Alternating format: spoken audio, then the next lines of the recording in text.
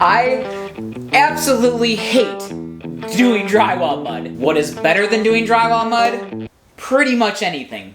But today I'm gonna give you some helpful tips and tricks to make the process a little easier and hopefully help you hate drywall mudding just a little less. Oh, and we're gonna do it with Rapid Set 1-Pass drywall mud. Bet you had no idea that Rapid Set cement makes a drywall mud. Let's make something cool.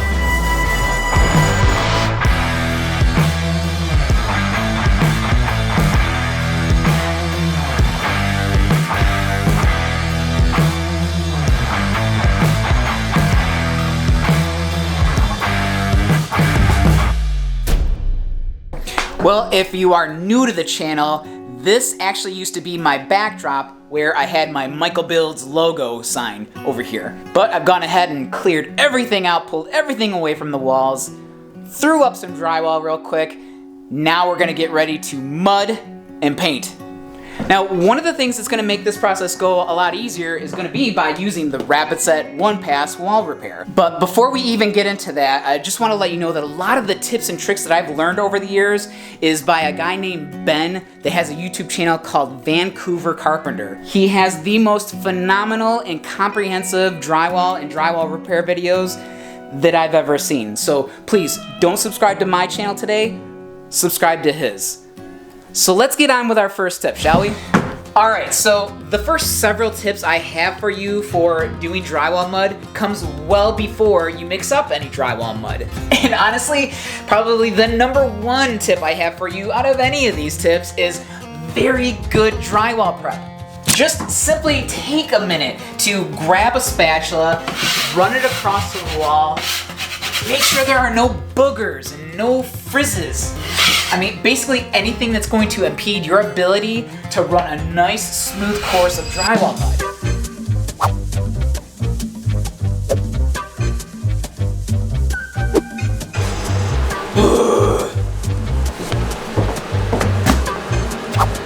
Stop it. The #1 culprit is your screws.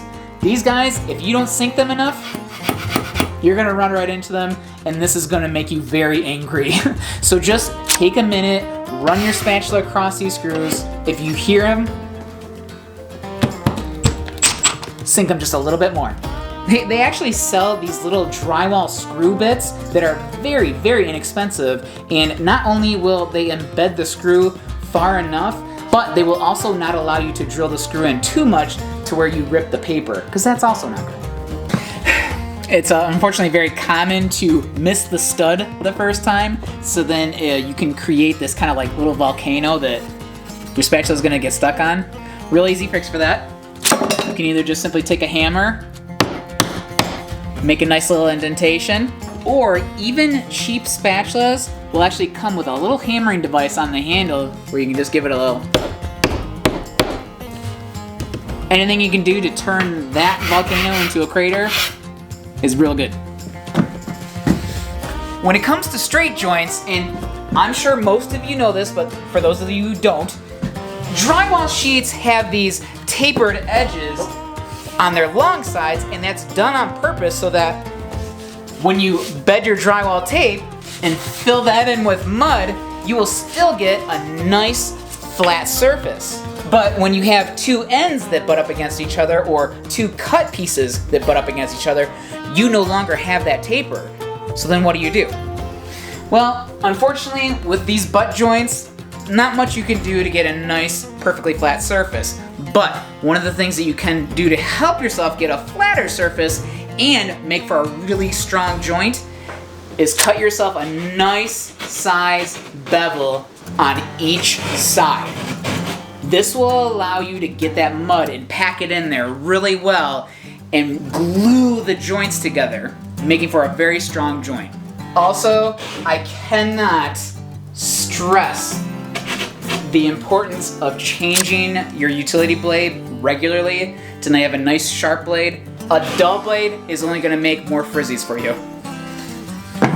If you got tears in the wall like this, spray it with some spray adhesive. Scrape it smooth, wait for it to dry. You can mud over this and you're not gonna have any fear of bubbling.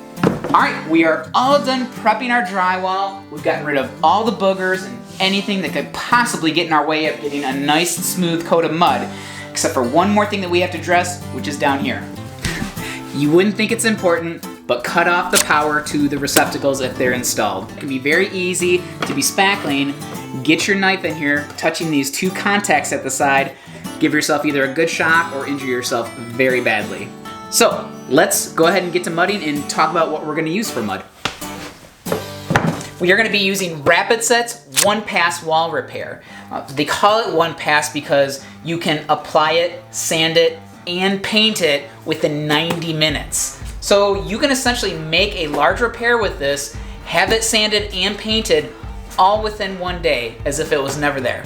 Now, I would like to say that this is a lot like a 20-minute mud where you have 20 minutes to work with it. But even with a 20-minute mud, you still can't paint the same day. You still have to allow it 24 hours to let all the moisture evaporate out of it before you paint it. Also, another really fun fact about this is that this is actually a cementatious material, so this can actually go outside and you can actually repair concrete with it. That's no lie.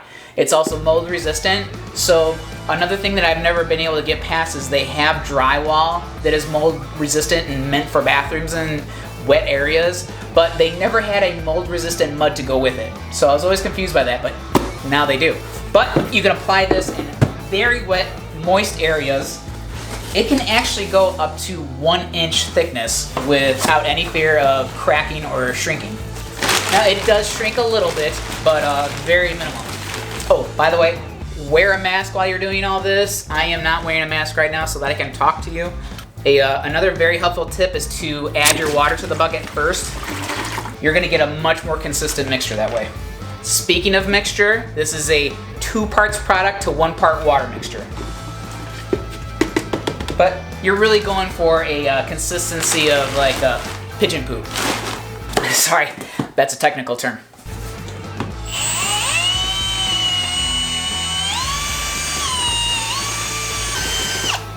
This is another tip I have is that just always mix it with a mechanical mixer.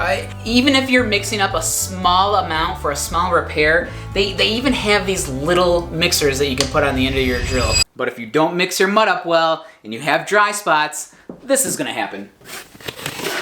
On this first layer, I like to use like a 4 or 5 inch spatula just at first. And now a lot of people, what they like to do is they like to go ahead, put it up here and apply it like this. You can do that, I guess, but you'll see a lot of the pros actually applying it sideways. You can get a lot farther with that with each stroke. Then take your tape, lightly embed it in the mud. Just go ahead and scrape it. Then I like to take that mud to wet the top. In the racing world, there's a saying that it's not about how fast you go, it's about how well you brake. Well, in the drywall and mudding world, it's not about how well you put the mud on, it's about how well you scrape it off. And it can be so tempting to just slap this mud on here as thick as you can in order to get it done in one pass and try to compensate for any possible shrinkage and then just sand it all later. But when you got all this mess up, this is going to be impossible to sand. So that's why just do it in nice thin layers and scrape and feather those sides. When I do this, I'm going to do this in 3 passes. I'm going to concentrate on this side by applying most of the pressure on this side. Then I'm going to scrape this side, applying most of the pressure on this side. Then I'm going to take one last pass and go lightly down the middle to feather it all in and blend it all in. So after this cures, I've got very, very little sanding to do. Just kind of hit it real quick to blend it, and that's it, I'm done. Now, a word of caution when working with this stuff. As with everything Rapid Set, this stuff does set up quick. When they say 20 minutes, they mean 20 minutes. Now, you can extend the time by using really cold water, but you can actually add Rapid Set's retarder called Set Control to this, buy yourself even more time. And you know, there's no shame in applying it like that as well if you're not that proficient yet. I am definitely not proficient yet. as you can see, take our tape and embed it. Oh, this will also be a good time to tell you, a lot of people will actually pre-wet their tape. That is a myth. Do not do that. It is not necessary. It's a waste of time. I found that it makes it much more difficult to apply. Remember that tear that we had that we sprayed with spray adhesive so that we wouldn't get bubbling?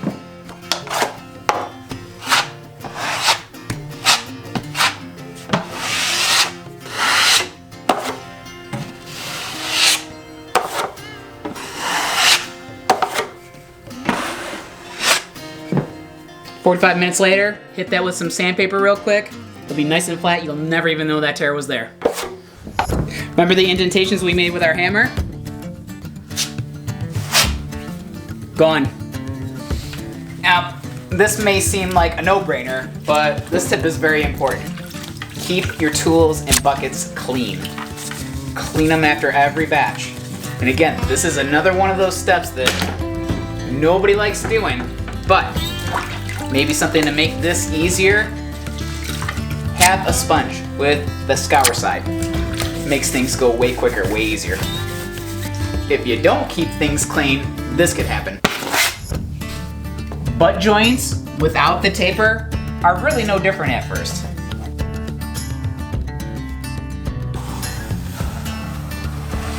Ooh. And that's what happens when you get boogers. Get rid of those boogers. Butt joints are tricky because you don't have that nice taper to fill all the mud in with. So you can never get a butt joint perfectly flat. So you've got to go wider so that you can create the illusion of flat.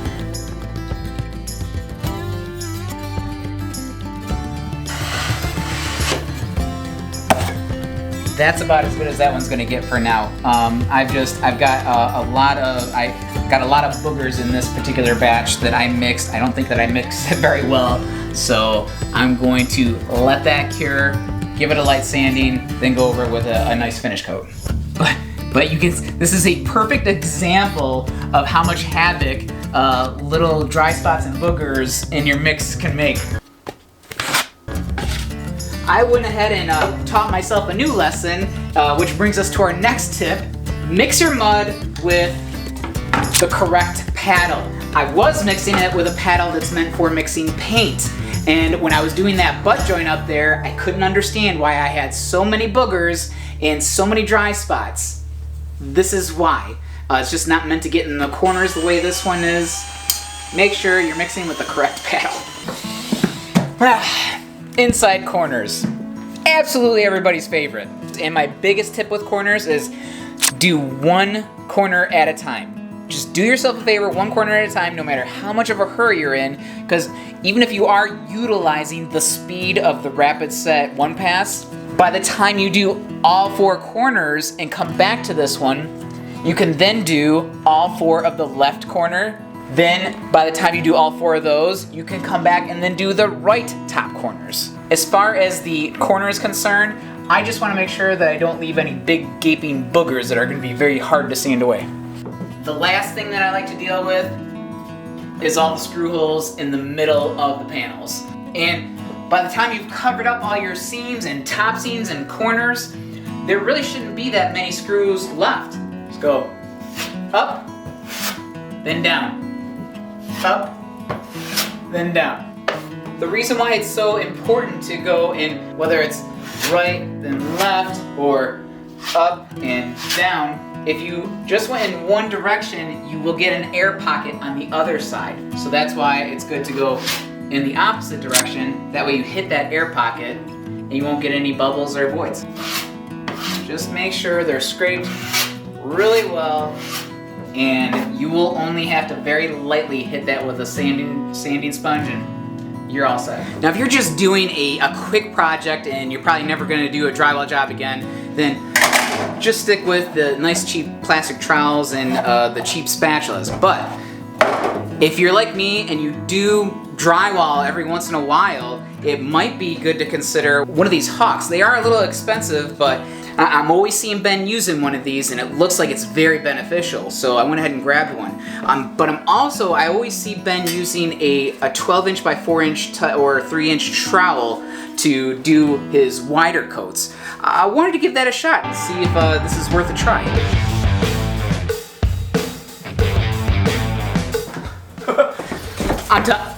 Everything up till now, I want you to forget about everything I've told you. All the tips and tricks out the door. This is my #1 tip. Get a 12-inch by 3-inch trowel and a hawk. I'm telling you, this is the way to go. Complete game changer. All right, now ready to put the vinyl skim coat on. But before I do that, just want to go around, make sure there's no peaks or boogers. Otherwise, this will happen. So right now I'm going to work on my flat joints, which are the joints that butt up to each other and they had that nice taper that I filled in and taped. The goal here is going to be to do a coat on this side about 10 inches out and then a coat on this side about 10 inches out.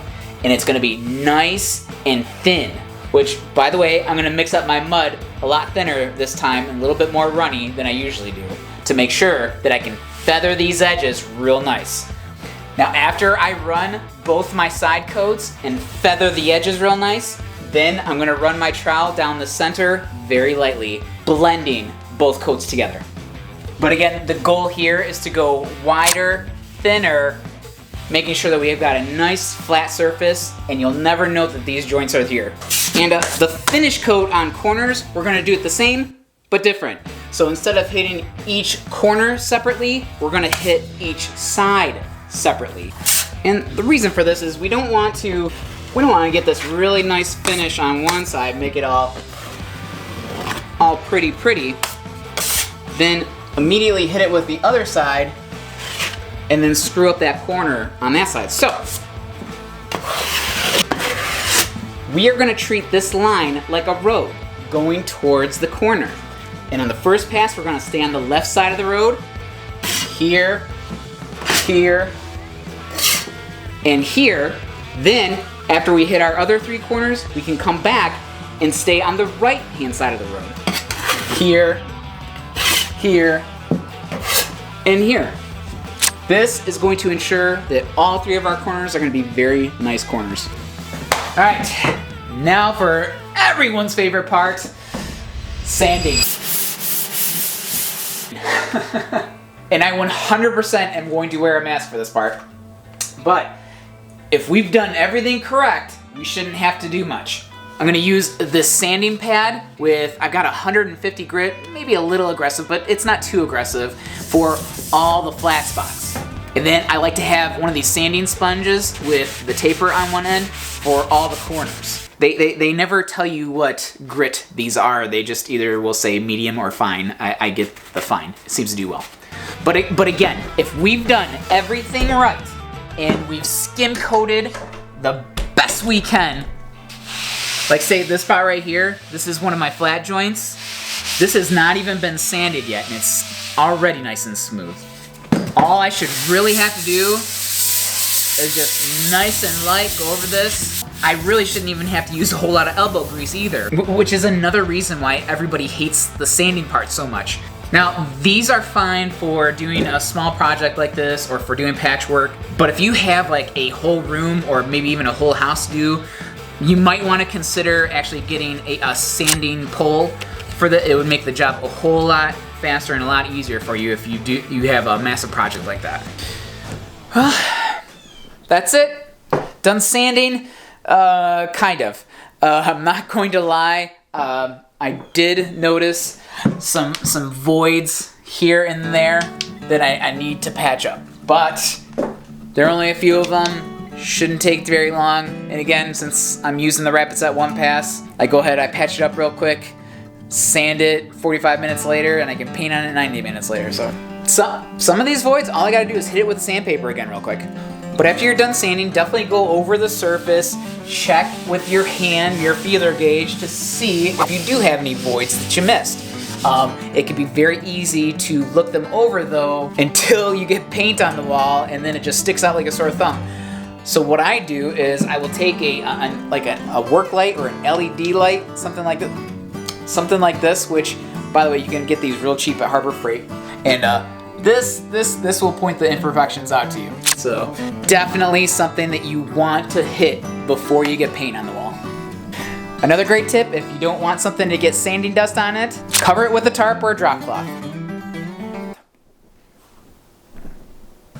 Now, just because this is a sponsored video doesn't mean I'm gonna lie to you and tell you that this mud is for everybody. I would love to tell you that I did this all in one day and was able to paint all in one day. But if you're good with one of these, you absolutely can get a whole room or a project like this done in one day and paint same day. Especially if you're a contractor and you've got that customer that needs their stuff done yesterday, this is absolutely the way to go.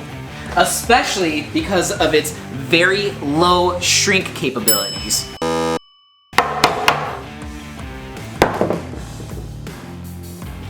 And very durable, very durable. There's a bug on the wall behind me, isn't there? But that's not to say that if you're new to this that you can't use something like this. If you're a novice and you have a simple patch job to do, you absolutely can use this stuff. Just the other day, I did a large patch for a family member because I'm gonna be having family over for the holidays soon and we needed to get this done now. So I cut out the bad drywall, threw up the new drywall, went ahead and sealed all the seams, waited 45 minutes, sanded it, and then painted right over it 90 minutes later. You can't even tell that there was water damage there. But if you are a novice and you've got a small project like this, you got this.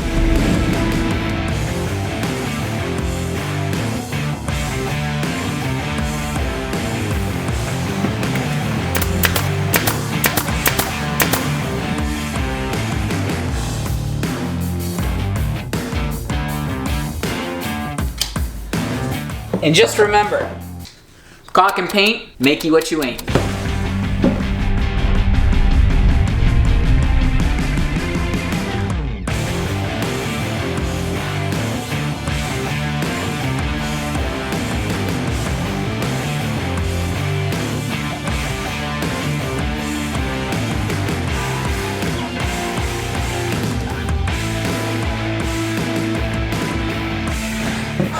Look at how flat this wall is. Well, I still hate muddy drywall. I just hate it a little less.